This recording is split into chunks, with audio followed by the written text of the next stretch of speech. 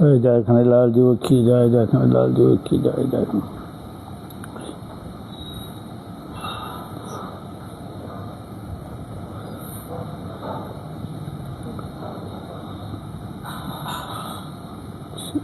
আমরা হিন্দুদের কাছে মন্দির এবং মূর্তিগুলি গুরুত্বপূর্ণ দেই কেন? আমরা প্রত্যেক হিন্দুরা মন্দির বানাইয়া মূর্তি পূজা করি কেন? জীব জগতের মধ্যে মানুষ প্রথম আমরা প্রার্থনার স্থান হইল নির্মাণ করেছে, মানে মূর্তি পূজা করার উদ্দেশ্য এখানে আমরা প্রার্থনা জানাই, আমাদের মনে বাসনাগুলা পূরণের জন্য প্রার্থনা করি, এটা স্থান নির্ণয় করার লাগে। তাই প্রত্যেক বর্ণের জাতি আমরা প্রার্থনা মন্দিরে বা যারা হিন্দু মুসলমান মসজিদে গির্জায় গুরুধামে আমরা এইভাবে একটা প্রার্থনা করি। কেন প্রার্থনা করি?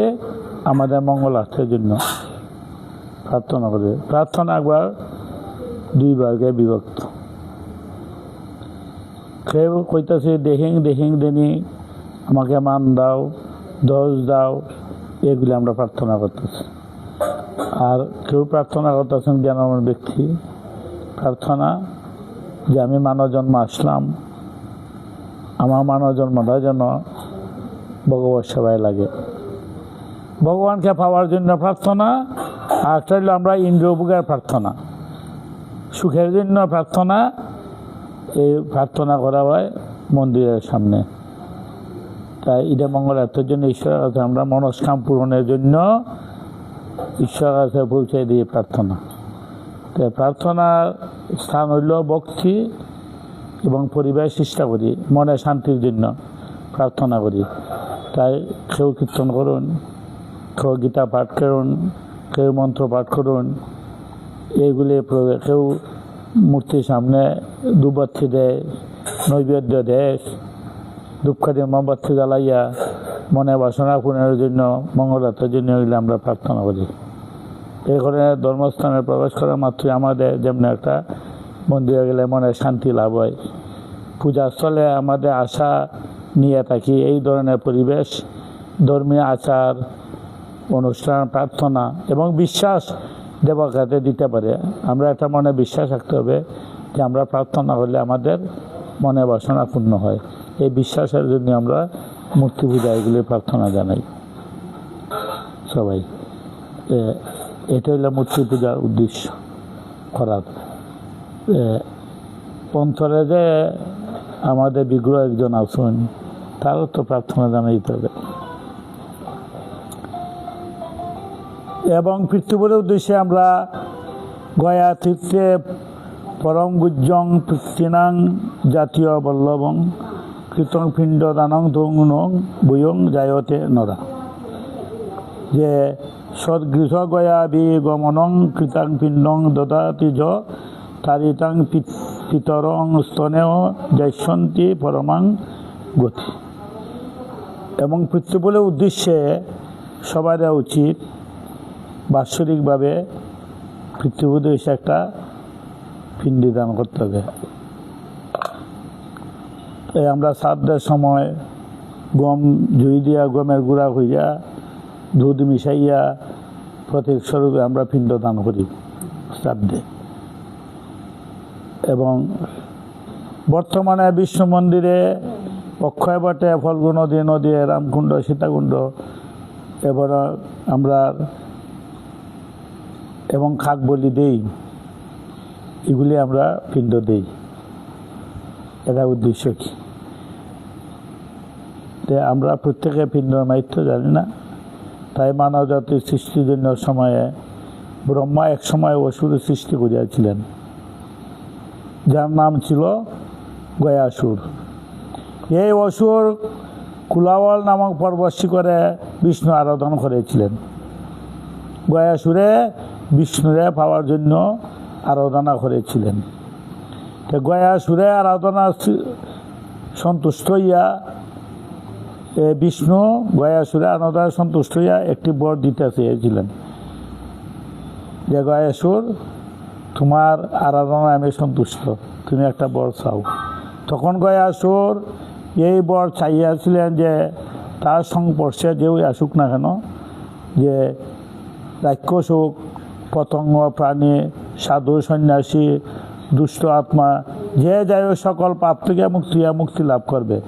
সেই দিন থেকে যে তার সংস্পর্শে এসে মুক্তি লাভ করেছে, বৈকুণ্ঠে যেতে পারেছে। বর লাগবে প্রার্থনা হইল, তোমাকে যে কোনো জনে তোমাকে স্পর্শ করে তোমার মুক্তি লাভ হবে। সেই জন্য আমরা গয়া দানে পিণ্ড দান করি। পিণ্ড দান করলে গয়াসুকে, ওই গয়াসুরের আসলে বিষ্ণুপদ চিহ্ন যেন স্পর্শ করলে আমাদের পিণ্ড দান মুক্তি লাভ হয়। তাই আর পুনর্জন্ম হয় না। একবার প্রত্যেকের গয়া পিণ্ডকে দান করা উচিত পূর্বপুরুষ উদ্দেশ্যে, তাই নরক যন্ত্রণা থাকিয়া মুক্তি লাভ করে। এটা প্রমাণ যে এ অবস্থা আমাদের ফল্গুর নদী আছে। যখন রাম, লক্ষ্মণ, সীতা দশরথের পিতার পিণ্ডদানের জন্য গয়াসুরে গিয়েছে, পিণ্ডদানের জন্য, পিণ্ডদান করার জন্য গিয়েছিলেন। তাই সীতাকে রাখিয়া পিণ্ডদানের আনুষ্ঠানগুলি জিনিসপত্র সংগ্রহণ করতে গিয়েছিলেন বাজারে, জিনিস আনবার জন্য শ্রাদ্ধের। যখন তারা অন্যত্র ছিলেন তখন একটা দৈববাণী হলো যে পিণ্ডদানের শুভ মুহূর্তে চলে যাচ্ছে, এই সময় সীতাকে পিণ্ডদান করতে হবে। তাই ব্রাহ্মণে কইছেন, তুমি পিণ্ডদানের সময় যাই গিয়ে শুভ মুহূর্ত, তখন পিণ্ডদান করো। তাই সীতায় গয়া পিণ্ডদান করেছিলেন। পিণ্ডদান করার পর যখন রাম লক্ষ্মণ আসলেন যে আমি পিণ্ডদান করেছি, রাম লক্ষ্মণের বিশ্বাস হইল না, তুমি তো পিণ্ডদান করছো। তাই পরীক্ষা করার জন্য রাম লক্ষ্মণ বিশ্বাস করতে চাইলেন না। তখন সীতায় সাক্ষী রাখলেন, একমাত্র আমার সাক্ষী আছে পিণ্ডদানের, রাখছে, সাক্ষী রাখছেন। তাই সীতা রেগে গিয়া গরুকে বললেন যে আমি তো পিণ্ডদান করছি, তুমি সাক্ষী দাও। গরু সাক্ষী দিল না, সত্য কথা বলল না, কোনো পিণ্ডদান সত্য কথা বলছে না। তখন সে বাজে কথা, তখন গরুকে অভিসম্পাদ দিলেন, তোর বাজে জিনিস খাইবে তুই গরুরে। তারপরে ফল্গু নদীকে বলল, ফল্গু নদীও সাক্ষী দিলেন না। তাই ফল্গু নদী অভিসম্পাদ দিলেন, অন্তঃসালা হবে, তোমার যে পিণ্ডদানে জল আছে, তোমার জল থাকবে না, কেউ তোমাকে পিণ্ডদান করতে পারবে না। তাই ফল্গু নদীর মধ্যে জল নাই, বাল্টুটা সরাইয়া পিণ্ডদান করে। কেতকী ফুল ফুলের মধ্যে শ্রেষ্ঠ, কেতকী ফুলের ঘ্রাণ খুব বেশি। তাই কেতকী ফুলকে বলছে, কেতকী ফুলে সাক্ষী দিল না। তাই কেতকী ফুলকে অভিসম্বাদ দিল, তুমি কোনো পূজায় লাগবে না, শুভকর্ম লাগবে না।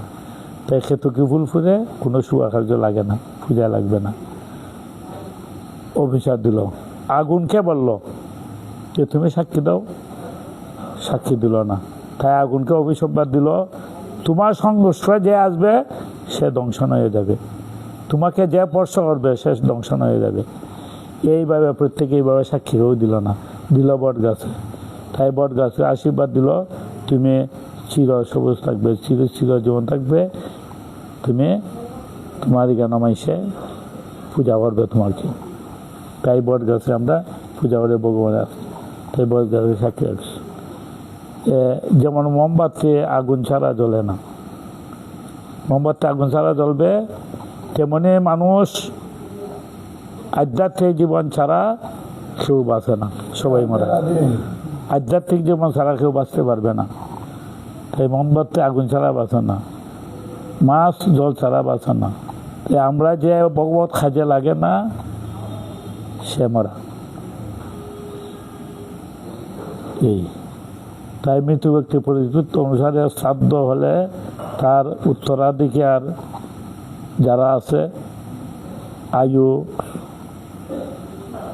এরপরে যশ, মুক্তি, স্বর্গ, যা যা সমর্থ, উন্নতি, পশু, সুখ, অর্থ, বৃদ্ধি, স্বর্গীয়, তারা সবাই আশীর্বাদ করেন। পিতৃপুরুষের দিয়ে একটা তর্পণ করলে ওই তর্পণের দিন ব্রাহ্মণকে ভোজন করাইতে হবে সন্তুষ্টজনক। তাই তারা সন্তুষ্টি আশীর্বাদ করবেন। পাখি চায় যে সে গাছে বাস করত, ফলে সমৃদ্ধ হোক। তাই আমরা আশা করেন তাদের উত্তরাধিকারা যে আমাকে আমার পিণ্ডদান দিবে, ভোগ দিবে, তাই সাধ্য অনুষ্ঠানে প্রদান করবে। সন্তুষ্ট হইয়া সবাই পূর্বপুরুষের আমরাকে আশীর্বাদ দান করে। সেজন্য প্রতি বৎসরে একবার পিতৃপুরুষের উদ্দেশ্যে এটা শুভকার্য করতে হয়। অমাবস্যা পুণ্যদিন এগুলি শ্রাদ্ধ করলে তাদের আশীর্বাদ দান করে। আমরা প্রত্যেকের উচিত। গুরু দীক্ষা কেন বিশেষ মাহিত্য আছে? আমরা দীক্ষা কেন নেই? গুরু দীক্ষা নেওয়ার অর্থ কী? কারণ দীক্ষা না নিলে ইষ্ট দেবতা নির্দিষ্ট হয় না। যেদিন দীক্ষা নিলে এদিন থেকে তোমার ইষ্ট দেবতা আরাধনা নির্দিষ্ট। দীক্ষা না নিলে কোনো শুভকার্য হয় না। ব্রত, দান, তপস্যা, পূজা অর্চনা যায় কিছু করো, নিষ্ফল। দীক্ষা অর্থ কি? গুরু ও শিষ্যের প্রতি কৃপা। গুরুদেবের শিষ্যের প্রতি যদি কৃপা, দুইটি মিলিত কৃপা আর শিষ্যের বিশ্বাস, শ্রদ্ধা। শিষ্য হইল শ্রদ্ধা আর গুরুদেবের হইল কৃপা। দুইটাই মিলিয়া ওর নাম হইল দীক্ষা। গুরুর দান আর শিষ্যের সমর্পণ। গুরুয়া দিয়ে কৃপা দান করবেন আর শিষ্য করবেন সমর্পণ। এই দুইটি দীক্ষা সম্পূর্ণ করার কাজ বিশেষ উপযোগী। শিষ্য গুরুদেবের প্রতি শ্রদ্ধা থাকা উচিত আর গুরুদেবের শিষ্যকে শ্রদ্ধা দান করবেন। যার যতটুকু শ্রদ্ধা তার ততটুকুই হবে। শ্রদ্ধা একরূপ হয় না, শ্রদ্ধা মনের ব্যাপার। যে ব্যক্তি গুরু মন্ত্র লাভ করেছে সেই একমাত্র সর্বকর্মে সিদ্ধি হয়।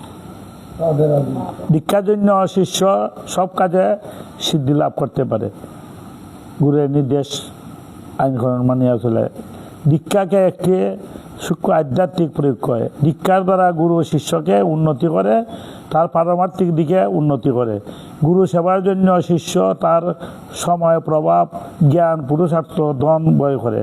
শিষ্যে গুরুর প্রতি শ্রদ্ধা, সংকল্পের সাহায্য দ্বারা সান্নিধ্য লাভ করে। আর গুরু দীক্ষাদানের মাধ্যমে শিষ্য তার তপস্যা, পুণ্য, শক্তি, সিদ্ধি শিষ্যকে হস্তান্তর করেন। প্রয়োজন অনুযায়ী শিষ্যের কাছ থেকে শ্রদ্ধা, বিশ্বাস, সময় সব কিছুই অংশদান করে আশা করেন গুরুদেবে। দীক্ষাদানের ভিতর দিয়ে গুরু শিষ্যের মধ্যে অন্তরঙ্গ সম্বন্ধ গড়ে ওঠে। গুরু শিষ্য একাত্মা হইবে যখন পর্যন্ত গুরু বুঝিবে তখন। যে কোনো এক পক্ষ যদি এক বিষয়ে উন্নতি না হয় তবে তার পক্ষে শ্রম ব্যর্থ হয়। যদি শিষ্য শ্রদ্ধাহীন হয় তার পরিশ্রম ব্যথা। গুরু যদি কৃপা না হয় শিষ্য উন্নতি লাভ করতে পারবে না। তবে দীক্ষা উভয়েই ফলপ্রদ। যে দীক্ষা মন্ত্র উচ্চারণ করে দেওয়া হয় তাকে তান্ত্রিক দীক্ষা। এটা হলো তান্ত্রিক দীক্ষা।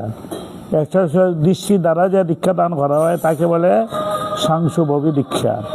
শিষ্যের কোনো অংশ স্পর্শ দ্বারা কুণ্ডলিকা জাগ্রত করে দীক্ষার নাম হয় স্পর্শ দীক্ষা। মন্ত্র দীক্ষা দ্বারা গুরু শিষ্যের সুবত্ত শক্তি জাগ্রত করে দেয়, চৈতন্য জাগ্রত করে, তাই যেটা স্পর্শ দীক্ষা। একটা আছে স্পর্শ ছাড়া দীক্ষা, যে মন্ত্র স্পর্শ দ্বারা গুরু শিষ্যকে কর্ণে প্রবেশ করেন। সজীব মন্ত্র শ্রদ্ধা, ভক্তি, বিশ্বাসের দ্বারা জপ করলে কম সময়ে শিষ্য সিদ্ধি লাভ হয়ে যাবে, সিদ্ধি লাভ করতে পারে যদি মন্ত্রগুলা জপ করে। তে গুরুদেবরা আমরা দক্ষিণা দিই। গুরুকে দর্শন করলে দক্ষিণা দিতে হবে। কারণ কি? শিষ্য গুরুকে দক্ষিণা দান করে, সেটা গুরুর মর্যাদা দান করা হয়। একথা অর্থ দক্ষিণা বলতে বোঝায় যে গুরুকে খাদ্যের পরিপাক ক্রিয়া করতে জন্য শিষ্যরে চারা গাছ রইলে যেমন রস দিতে হয়, চারা গাছ জল দিতে হয়, সব কিছু হয়। তাই গুরুর দিয়ে আশ্রয় নিলায় গুরু সেবার জন্য দক্ষিণা দেওয়া হয়। দক্ষিণা আমরা যখন কিছু শিক্ষা গ্রহণ করি একটা দক্ষিণা দিতে হয়। স্কুলে যখন ভর্তি হই তখন একটা ফিস দিতে হয়, দক্ষিণা দিতে হয়, বা যে কোনো শিক্ষণীয় একটা দক্ষিণা দিতে হয়। এই দক্ষিণা উদাহরণ আছে যে একলব্য গুরু দক্ষিণা দিয়েছিলেন, কারণ তার নাম হইল বীর বালক। একলব্যের নাম হইল বীর বালক। বীর বালক দ্রোণাচার্যের কাছে গেলেন শিষ্যত্ব গ্রহণ করার জন্য। বীর বালক একলব্যের বিনয় ফিরিয়ে দিলেন, দ্রোণাচার্য তাকে দীক্ষা দিলেন না। তাই তিনি বনে গিয়া মাটি তৈয়ার করিয়া দ্রোণাচার্য বানাইয়া তার প্রেরণায় দেয়া নিয়মিতভাবে ধনুর্বাদ শিক্ষা করে যেতে লাগলেন। কালক্রমে বিদ্যার অত্যন্ত পারদর্শী হয়ে উঠলেন। এই দ্রোণাচার্য মূর্তি বানাইয়া, ওই যে সাক্ষাৎ মূর্তি, দ্রোণাচার্যকে মূর্তি বানাইয়া কল্পনা করিয়া করতে করতে শিক্ষা পারদর্শী হয়ে গেল যুদ্ধে। এই জন্য আমরা মূর্তি পূজা করতে প্রার্থনা জানাই। তাই একদিন গুরু দ্রোণাচার্য পাণ্ডবর পুত্রকে নিয়ে বন বিহারে গেলেন। তাদের সাথে একটা কুকুর ছিল, সে আগে আগে চলছিল। হঠাৎ কুকুরটি একলব্যের বিচিত্র পোশাক দেখে ডাকতে শুরু করলো। মানে আমরা যারা কুকুরটা আগে আগে চলে, বুঝি যায়, আগে আগে চলতে গিয়া দেখে এই তোমার একলব্য ধ্যানের মধ্যে বসে আছেন। হঠাৎ বিদ্রুপ রূপ দেখিয়া কুকুরটা চিৎকার করলো। ওই কুকুরটা দ্রোণাচার্য চিৎকার করা মাত্রই তাকে একলব্য বান মারল, মুখ বন্ধ করে দিল, যে কথা বলতে পারে না। তাই কুকুরটা কথা বলতে পারে না। দ্রোণাচার্য পাণ্ডবের কাছে ফিরে এলো কুকুরটা। কুকুরটিকে ও অবস্থা দেখিয়া আশ্চর্য গেলেন যে বানটি খেয়ে ছুঁড়েছে। খুঁজ বনের ভিতরে কুকুরটায় গিয়া লক্ষ্য করিয়া পৌঁছে দেখাই দিল। দ্রোণাচার্য জিজ্ঞাসা করলো, অবশ্য তুমি এই বিদ্যা কার কাছ থেকে শিক্ষা করেছ? এই বিদ্যা তো কেউ জানে না আমি ছাড়া। তুমি এই বিদ্যা কোথায় থেকে অর্জন করছো? একলব্য বলল, গুরুদেব আপনার কৃপায় শিখেছি, এটা তো আপনার দাম। দ্রোণাচার্য অত্যন্ত সংকটে পড়লেন। আমার দাম? বীর বালক ধনুর্বিদ্যা অর্জুনের চেয়ে এগিয়ে গেছে, এখন দেখা যায় অর্জুন থেকে সিদ্ধি লাভ করছে বেশি। এটা তো আমার ভণ্ডবান্ধব শেষ করে। আমি আগে বলছিলাম অর্জুন তোমার মতো পারদর্শী আমি আর কেউ দিলাম, কিন্তু এখন অর্জুন থেকে সে এগিয়ে গিয়েছে। একলব্যের কাছে তখন গুরু দক্ষিণা চাইলেন। গুরুর ইচ্ছা অনুসারে একলব্য তার ডান হাতের বুড়ো আঙুলটা কেটে দক্ষিণা দিলেন। বলল, তোমার যে আপনার বান না মারতে পারে এই গুরুদেবের চালাকি, শিষ্যকে রক্ষা করেন। প্রভু যারে উদ্ধারিবে আছে তার মনে, আর প্রভুর অন্তরের কথা কেবল নিয়ে জানে। এই বানটা বুড়ো আঙুলটা দিলেছে যেমনে, আর বান না মারতে পারে। এরপরে গুরু দ্রোণাচার্য তাকে আশীর্বাদ করে বললেন যে যদি অর্জুন ধনুর্বিদ্যা সবার চেয়ে সেরা, কিন্তু তুমি আজ যেভাবে আমাকে গুরু দক্ষিণা দিলে তা চিরকাল অমর হয়ে থাকবে। তোমাকে আশীর্বাদ করলাম দ্রোণাচার্য, তোমার এই গুরু দক্ষিণা সবার শ্রেষ্ঠ দক্ষিণা। যতদিন এই পৃথিবীতে থাকবে ততদিন মানুষ তোমার জয় গুণগান করবে, জয় লাভ করে গুরু দেওয়া সিদ্ধের জন্য এই গুরু দক্ষিণা। তাই আমরাও গুরুর আছে দক্ষিণা বলতে এটা সামাজিক দৃষ্টিতে অর্থ দিলে, কিন্তু দেহ মন প্রাণ সব কিছু গুরুর কাছে সমর্পণ করলে তার সিদ্ধি লাভ হয়, সবচেয়ে সিদ্ধি লাভ হয়। তা আমরা একদিন হিন্দু প্রচলিত আছেন যে গণেশ সিদ্ধি সর্বসিদ্ধিদাতা, গণেশ পূজাটা আগে করেন। আমরা অনুষ্ঠান যে গণেশ পূজা আগে করি, সেটা কারণ কি? গণেশ সর্ববিঘ্ন করা, সিদ্ধিদাতা দেবতা, সব বিঘ্ন নাশ করুন সিদ্ধিদাতা দেবতা। ধ্যান জপ পূজা ইত্যাদি সকলের মনস্কাম পূরণের জন্য গণেশ পূজা শীঘ্রই প্রসন্ন হন। বাধা বিপত্তির থেকে আমাদের রক্ষা করুন। তাই সকল শুভকার্যে আরম্ভে থাকলে ওম গণেশায় নমঃ এই মন্ত্র উচ্চারণ করিয়া গণেশ পূজা আরম্ভ করে। এটা কারণ শাস্ত্র সিদ্ধান্ত আছে, সৃষ্টি শুরুতে যখন এই সবার মনে আসলো যে কোন দেবতার পূজা আগে কবে, তখন দেবতারা সবাই ব্রহ্মার কাছে যান। সব দেবতা সৃষ্টি করতেন, সৃষ্টি করিয়া এখন খেটার পূজা আগে হইতো, তখন সিদ্ধান্ত হইতে খেটা বড় হইতো। সিদ্ধান্ত না হইয়া গেলেন ব্রহ্মার কাছে, ব্রহ্মায় তো তুমি সৃষ্টি করছো, তো ব্রহ্মার কাছে তখন তিনি বললেন যে সর্বপ্রথম সমস্ত পৃথিবী পরিক্রম করতে আসতে পারবে তার পূজাই আগে হবে। পৃথিবী যে পরিক্রমা করে আমার নিকট আসবে তখন তার এই বড়, তার পূজাটা আগে হবে। তখন যার যে বাহন লইয়া প্রত্যেক দেবতা পরিক্রমা শুরু করলেন। আর গণেশে বাহন তো ইঁদুর, গণেশ হইল বাড়ি দেহ, আর ইঁদুর অতটা বইতে অক্ষম। তাই নারদে পরামর্শ দিলেন গণেশকে। নারদের পরামর্শ মতে গণেশ মাটিতে রাম নাম লিখিয়া তার 4 ধামে 7 বার পরিক্রম করে হইয়া ব্রহ্মার কাছে হাজির হল। তখন ব্রহ্মা বললেন, যেহেতু শ্রীরামের মাধ্যমে সম্পূর্ণ ব্রহ্মাণ্ড নিহিত, সেই রামকে বেষ্টন করে গণেশ 7 বার প্রদক্ষিণ করাতে ব্রহ্মাণ্ড প্রদক্ষিণ সম্পূর্ণ হয়েছে। যেহেতু তিনি সর্বপ্রথম এসেছে, গণেশের পূজা সর্বপ্রথম করা হবে। রাধে রাধে। কারণ আমার নামে অবে শক্তি, আমার চেয়ে আমার নাম বড়, সেই জন্য আমরা রামাউলি গাও দেওয়া অনেকে পূজা করছি দণ্ডবোধ দিই, এগুলি ঠিক না। রাম নাম ভগবানের, কৃষ্ণ থেকে কৃষ্ণ নামের মাহিত্য বড়। তাই যিনি রাম নাম লিখিয়া পরিক্রমা করে আমার দ্বারা আসলো, রামত্বই এই পৃথিবী সব। তাই তারে গণেশটা কইছেন যে তোমার পরিক্রমা সমাপ্ত হলো, তোমার পূজা আগে হবে। একবার মহাদেব দেবতারা সব মিলিত শিবের কাছে গেছেন যে খেটা বড় শুধু জানার জন্য। তাই সর্বপ্রথম পূজা দেবতার পূজা হবে। গণেশ গিয়া 3 বার শিবকে 3 বার পরিক্রমা করলে নাম রাম লিখিয়া শিবে পরিক্রমা করলে শিবে বর দিয়েছেন তোমার পূজা আগে। তাই দেবতার প্রার্থনা শুনে মহাদেব উমার দিকে তাকাইলেন, তেজস্বী কুমারে আবির্ভূত হইলেন। তখন তার ব্রহ্মার সদ্গুণ ছিল, তার রূপে পার্বতী তার উপর রেগে গিয়ে তাকে সাপ দিলেন, তুমি হাতির মাথা উহা লম্বা যুক্ত দেহ পৈতার মতো সাপ চড়ানো হয়েছে। এতে শিব রেগে গিয়া শরীর থেকে হাতির মাথা বিশিষ্ট নীলাভয় বর্ণের অনেক অস্ত্রধারী এক বিনায়ককে জন্ম দিলেন, ওই বিনায়ক।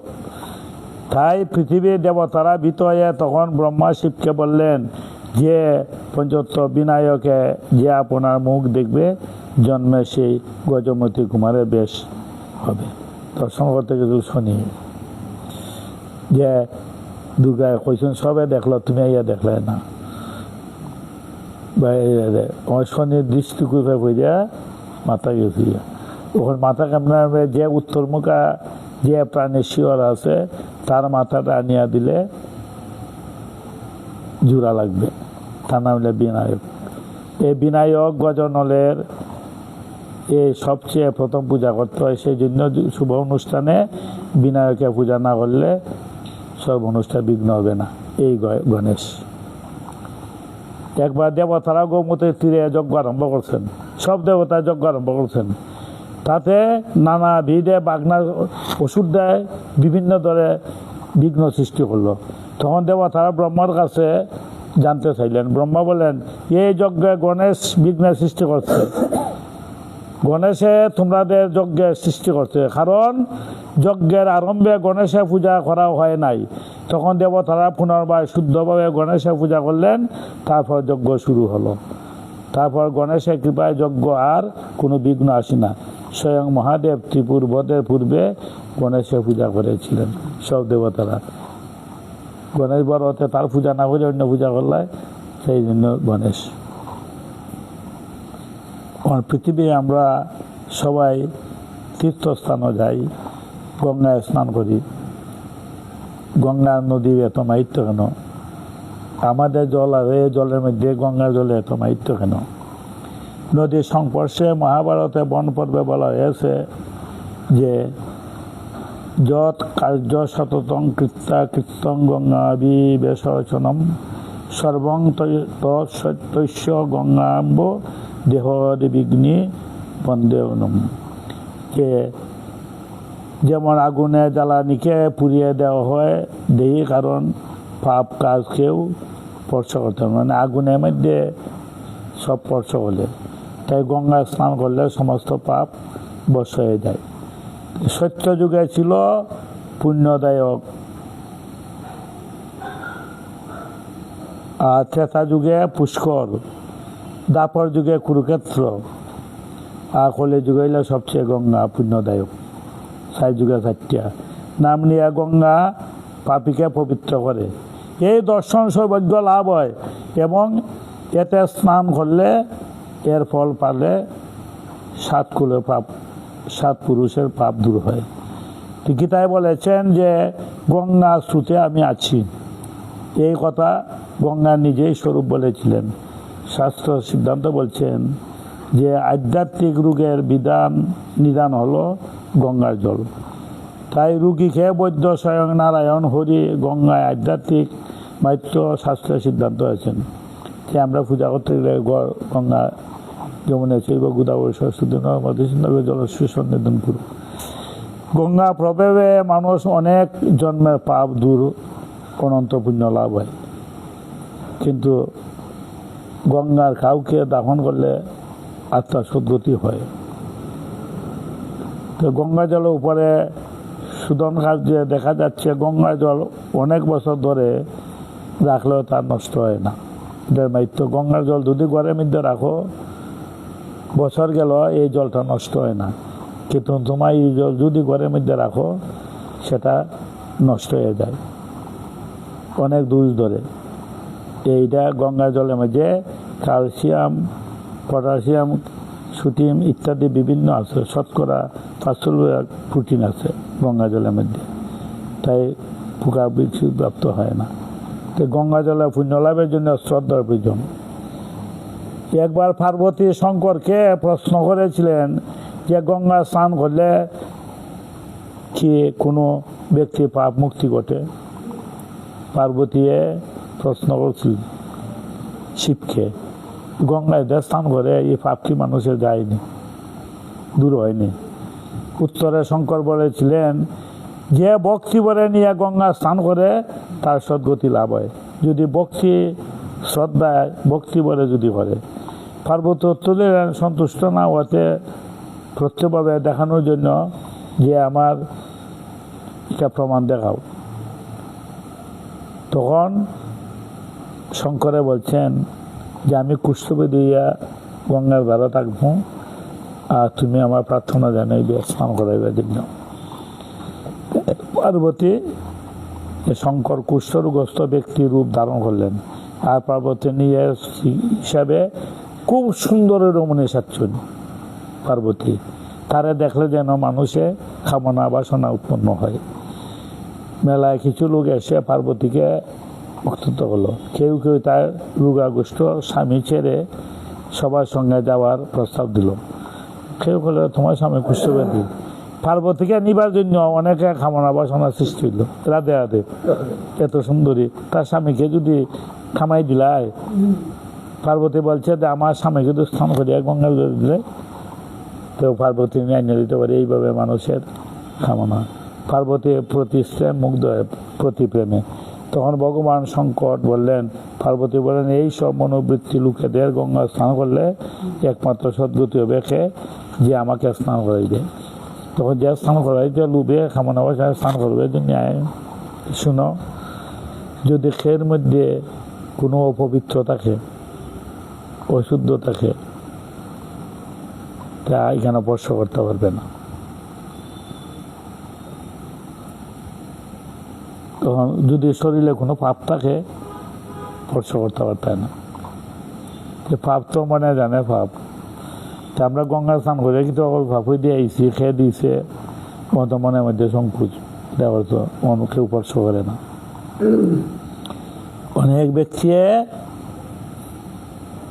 স্নান করিয়া কয়া আমি তো এই জন্মে পাপ করি না, কারণ এখনকালে স্নান করছি, স্নান করিয়া তো আমি সব কিছু দিলেইছি, এখন তো আর আমি পাপ করছি না। ওই স্পর্শ করলো। আধা আধা লক্ষর মধ্যে একজনই গঙ্গা স্নান হইল রাধে রাধে।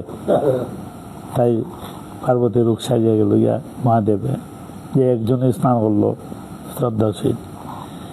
এখন আমরা মন্দিরে প্রথম ওই মন্দিরে গিয়া আমরা ঠাকুর দর্শন করিয়া চরণামৃত লই। এই চরণামৃত মাহিত্য কি? চরণামৃত অকলামৃতরং সর্বব্যাধি বিনাশনং বিষ্ণুপাদ দুঃখং কৃত্য শিশিদারিণ। চরণামৃত আমাদের দেহটা মনটা পবিত্র হয়, এবং তুলসী পাতা চরণামৃতিতে আছে কেবল রোগ নাশ হয়, কীটাণু নাশ হয়। ঈশ্বরের প্রতি যার শ্রদ্ধা ভক্তি বিশ্বাস আছে, এই ক্ষেত্রে চরণামৃত পান করলে তার গুণাবলী হয়। যারা চরণামৃতে বিশ্বাস আছে তার তার এটা গুণ হবে। তাই চরণামৃত পানে ভবব্যাধি অনেক দূর হয়। চরণামৃত পান করলে আমরা এইগুলি দূর হয়, এটা লাগে বিশ্বাস। শারীরিক মানসিক আধ্যাত্মিক লাভ হয় চরণামৃত পানে, এটা আমাদের লক্ষণ। চরণামৃত পান এইগুলি। তাই আমরা স্নান করার উদ্দেশ্য কি? পূজার পূর্বে স্নান করা আবশ্যক কেন? আমরা যখন মন্দিরে যাই তখন আগে স্নান করিয়া পবিত্র হইয়া যাই, যে আবশ্যক। স্নান করলে বাদে আমরা যখন ঘুম থেকে উঠি তখন দেহটাও পবিত্র থাকে, সেটার জন্য মনের সঙ্গে স্নান করতে হয়, বিশেষ আবশ্যক বিধিমতে। স্নানের দ্বারা আমাদের শুধু দেহ নয়, মানুষের মনও পবিত্র হয়। স্নান করলে আমরা মনটা বুঝলাম, স্নান করলে মনটা পবিত্র হয়। স্নান বিনা নিজের শুদ্ধ করার কোনো পথ নাই। পূজা, যাগ, যজ্ঞ, সাধনা, পূজক যাই করো, বিধিমতো স্নান করে শুদ্ধ পবিত্র হয়, এগুলো বিধি নিতে হয়। তবে পূজা, আরাধনা, সাধনা করার যোগ্য হবে যারা প্রাতঃস্নানে স্নান করে মনে হিংসা, দেশ, কপটতা, রাগ, অহংকার ইত্যাদি নষ্ট এবং পবিত্র হয়। প্রাতঃকালে স্নান করলে সূর্যরা প্রাতঃকালে স্নান করলে মনটা, দেহটা পবিত্র হয়, কতগুলি কপটতা দূর হয় এবং মনে উন্নতি হয়, পবিত্র হয়। শ্রীমদ্ ভাগবতে দেওয়া আছে ঈশ্বর ভক্ত সর্বদা পবিত্র থাকে। এরা প্রাতঃস্থানে স্নান করবে, আর প্রাতঃস্থানে পরে স্নান করলে সেই সেবা আমি গ্রহণ করি না। মন শুদ্ধি আচরণ শীঘ্রই মনটাকে পবিত্র করে, দর্শন করে, স্পর্শন করে এই ব্যক্তি। প্রাতঃস্থানের মন হইল সংযম, মলিনতা ও পবিত্র থাকলে পবিত্রতা নেই। তাই প্রত্যেকের উচিত প্রাতঃস্নান করা। স্নানের ফলে আমাদের সম্পর্ক এইগুলি। কোনো ব্যক্তি যদি নিয়ম মতে প্রাতঃস্নান করে তবে সেই ব্যক্তির রূপ, যশ, মেধা, আয়ু, রোগারোগ্য, নির্ভুলতা সব প্রাপ্ত হয়। তারপরে দুঃস্বপ্ন নাশ হয় এই প্রাতঃস্নানে আমাদের। আমরা কেন ঈশ্বরকে মানি, মেনে চলি? ঈশ্বরকে এত মানি কেন?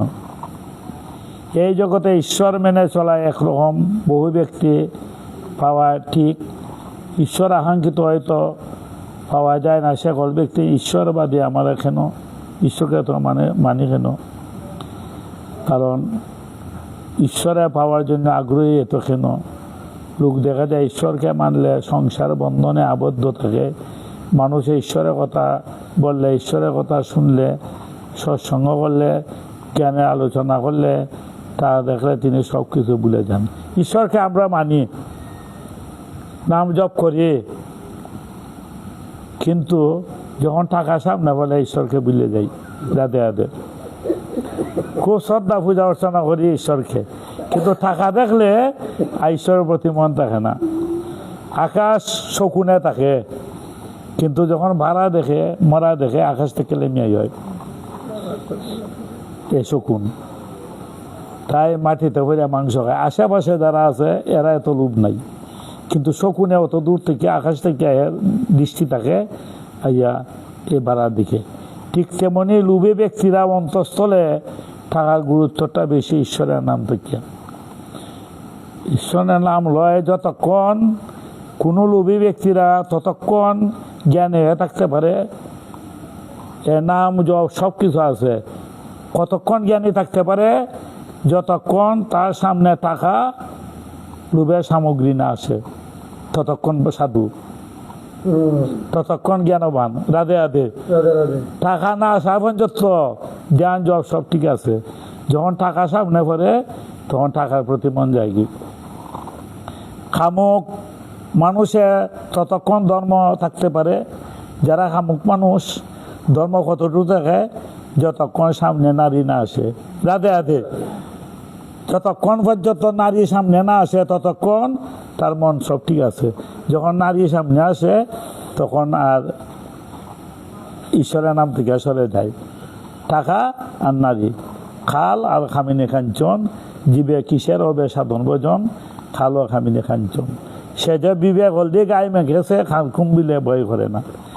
অর্থ উপার্জনের সময় আমরা সকলে হিসাব রাখি, কিন্তু ভগবান জপ ধ্যান নাম করার জন্য কোনো কষ্ট করে 1-2 ঘন্টার সময় যদি খাটাই, তে মনে হচ্ছে বেশি গেছে। আমার 4 মালা 8 মালা শেষ, আর লাগে না, হিসাব নিকাশ শেষ হয়ে গেছে। সন্ধ্যা উপাসনা করে লিছি, হিসাব নিকাশি, কিন্তু অর্থে হিসাবটা কখন? যারা ব্যবসা করে দোকানে হিসাবটা লাভ হইলে ঘন্টার সময় আছে নি, এটার হিসাব আছে, কিন্তু ধর্মকর্মে হিসাব শেষ।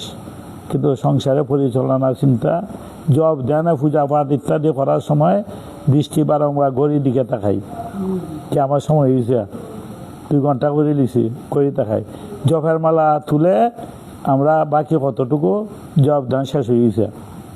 তেমন স্কুল ছুটি ঘন্টা বাজলে স্কুল ছেলেরা ছুটে যাবার পালায়, যখন ঘন্টার বাড়ি ভরে তখন তাড়াতাড়ি খেটার আগে খেয়ে যেতে গিয়ে।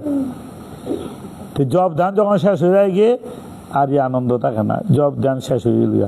কিন্তু অনুমান আমরা যখন ঈশ্বরে আমরা আমাদের অন্তরের এই থাকা উচিত। সংসার নয়, ঈশ্বরকে মানা না মানা তত গুরুত্বপূর্ণ নয়। যত গুরুত্বপূর্ণ হলো ঈশ্বরের প্রতি আমাদের কতটুকু ভালোবাসা। মানো কি না মানো প্রশ্ন নয়, আগে জানতে হবে ঈশ্বরের প্রতি আমার কতটুকু ভালোবাসা আছে। সংসারের প্রতি ভালোবাসা না ঈশ্বরের প্রতি ভালোবাসাটা বেশি? টাকার প্রতি কতটুকু গুরুত্ব আর ঈশ্বরের প্রতি কতটুকু গুরুত্ব, এটা মনের ব্যাপার। অর্থ লাভের সম্ভাবনা থাকে যে ব্যক্তি চিন্তায় সাধন ভজন সৎসঙ্গ ত্যাগ করে, ভাবে এসব আমি পরে করব। অর্থ উপার্জন করে নেই, তাই কি করে ঈশ্বর মানা যায়?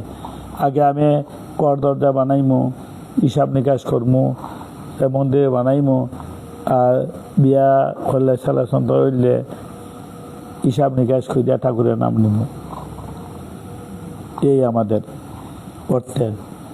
2 বন্ধু রওনা হইলেন যে একটু দেশটা ভ্রমণ করে আসি। তখন দেখলেন একটা বাগানের মধ্যে আম বাগান, খুব লাল টকটকি আম, যা দেখলে বাদে যেমন লালসা বাড়ে। তখন তারা আম খাইবার চেষ্টা করতেছে। দিল লইল একজনের ব্যক্তি গেট থেকে বাইরে, এই তারা কি করছ? আমরা আম খাইতাম, চলো গেটের ভিতরে আসো। 2 ঘন্টা টাইম দিলাম, যতটুকু পারো আম খাও। 2 ঘন্টা টাইম, যত ঘন্টি বাড়ি ভরবে আর আম খাইতে পারবে না। এক ব্যক্তি খাতা কলম লই হিসাব করলো যে আম খাইতে তো 5 মিনিট, 2 ঘন্টা টাইম যথেষ্ট খাইলাম। খাতা কলম লই এই হিসাবে একটা গাছের মধ্যে কতটা আম হিসাব করতেছে, কতটা গাছ হিসাব করতে করতে। আর ওই ব্যক্তি তো ফরাসজনা জানে না, সে আম 2বার খাইল, একবার খাইয়ে অপেক্ষা করে ঘন্টা বাড়ি ভরে না, একবার খাইলো অপেক্ষা করে ঘন্টা বাড়ি ভরে না। হঠাৎ যখন ঘন্টা বাড়ি ভরলো, তাই হিসাব নিকাশ শেষ হইল না, আম খাওয়া হইল না, হিসাব নিকাশ হইল না। আমরা মানব জীবনে হিসাব করতে করতে শেষ, কোন দিন শুভ কার্য কর্ম, আর ঘন্টা যখন বাড়ি ফিরে জীবিকা, তো হিসাব নিকাশ আর হইতে গীতা। এই অতটুকু আমাদের হিসাব নিকাশ। তাই সংসারে আগে দেখতে হবে আমাদের ভালোবাসাটা অর্থের না সৎসঙ্গের না ভগবানের উপর। এই ব্যক্তিদের ভগবানের উপর কোনো বিশ্বাস নাই, যে যে ভগবানের প্রতি বিশ্বাস নাই, সৎসঙ্গ জপ ভজন করলেও সে কোনো দেবে ঈশ্বরের বিধান পাওয়ার কাছে পাওয়া মাত্রই কিসের ভরসা করে, আমাদের ঈশ্বরের উপর বিশ্বাস আছে না আমরা ঈশ্বরকে মানি। তাই ঈশ্বরের যে ব্যক্তি ঈশ্বরকে চান, ঈশ্বরের কাছে কিছু চান না। যদি আমরা ঈশ্বরকে মেনে চলি, তাহলে আকর্ষণ বস্তু কামনার জন্য করা উচিত নয়। ঈশ্বরের পূজা আরাধনা করলে আমাদের ধর্ম সম্পদ প্রাপ্তি হবে, আমাদের রোগ সুখ দূর হবে, দুঃখ কষ্ট মিটে যাবে। এভাবে ঈশ্বরের নিচে আমরা কামনা পুরার কথা ঠিক, যদি আমরা শ্রদ্ধা বিশ্বাস আরাধনায় থাকে। এই বিশ্বাস হলে ধর্মের গুরুত্ব। তাইলে আমাদের গুরুত্বটা অর্থে না ভগবানের প্রতি, কামনার প্রতি। ভগবান যেসব আপনার কাছে কামনা পূর্ণ করতে চায় তা হনন, তাই ব্যবসায়ী। এই ব্যবসায়ীর কাছে বিচার করলে দেখা যায় এটা না, এর অর্থে ভালোবাসাই। ভালোবাসাটা আমরা ততটুকু। প্রেম ভালোবাসা, প্রেম ভালোবাসা সম্পর্কে কিছু বলা। প্রকৃতিতে প্রেম ভালোবাসা যে স্ত্রী পুত্রের ভালোবাসা আর ভগবানের প্রতি ভালোবাসা কতটুকু তফাৎ। এ কামনা বাসনায় ভালোবাসা লাভের জন্য আর প্রেমের ভালোবাসা। এই ভালোবাসাটা দেখতে হবে আগে তোমার শ্রীপুত্রকে যেভাবে ভালোবাসো, তাই আমার ইষ্ট দেবতাকে সেইভাবে ভালোবাসা উচিত। হরে কৃষ্ণ কৃষ্ণ কৃষ্ণ হরে হরে, হরে রাম রাম রাম হরে হরে, হরে কৃষ্ণ কৃষ্ণ কৃষ্ণ হরে হরে রাম। জয় গঙ্গা গীতা সবদি সীতা পরিবর্তা ব্রহ্মে ব্রহ্মে ভগবান আসিনে বেদে পরন্দা তত্ত্বার্থ জ্ঞান মন্দির।